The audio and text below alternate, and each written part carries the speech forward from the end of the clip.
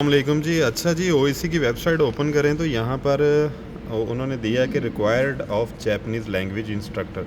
अच्छा, जिस किसी को जैपनीज़ लैंग्वेज आती है वो यहाँ पर जाके इनसे रब्ता कर सकता है, क्योंकि जापान की भी ये लैंग्वेज अभी सिखाने लगे हैं ना, आगे जो स्किल्ड वर्कर यहाँ से भेजेंगे।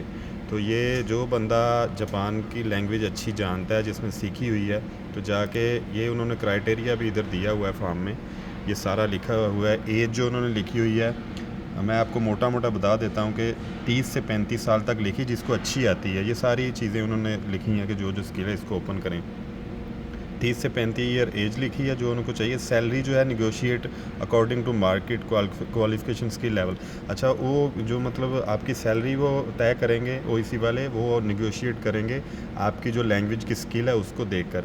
तो जिस मेरे भाई बहन को जिसने लैंग्वेज जैपनीज़ लैंग्वेज अच्छी सीखी हुई है, क्योंकि कोरियन लैंग्वेज के रिलेटेड तो बहुत सारे टीचर्स हैं पाकिस्तान में, लेकिन जैपनीज़ ज़ाहिर है हम तो कोरिया के बारे में शुरू से मैं भी इंफॉर्मेशन दे रहा हूँ, तो इस बारे में आप जाके लाजमी जिनको लैंग्वेज आती है जाके इंटरव्यू कर लें। अगर अच्छी सैलरी है, अगर आप मतलब फ़ारग हैं, आपके पास कुछ टाइम है, तो जाके ज़रूर अप्लाई कर लें।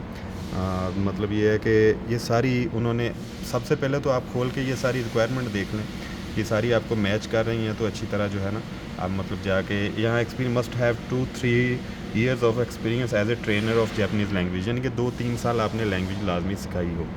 तो ये जब ओपन करेंगे ये सारा फॉर्म लिखा है उनमें, जो जो रिक्वायरमेंट्स हैं वो पूरी करके इसकी लास्ट डेट है 24 मार्च 2024।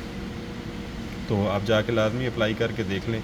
अगर तो आपकी किस्मत में ये हुआ तो लाजमी, एक तो अच्छा एक्सपीरियंस भी है ना, ये देखें।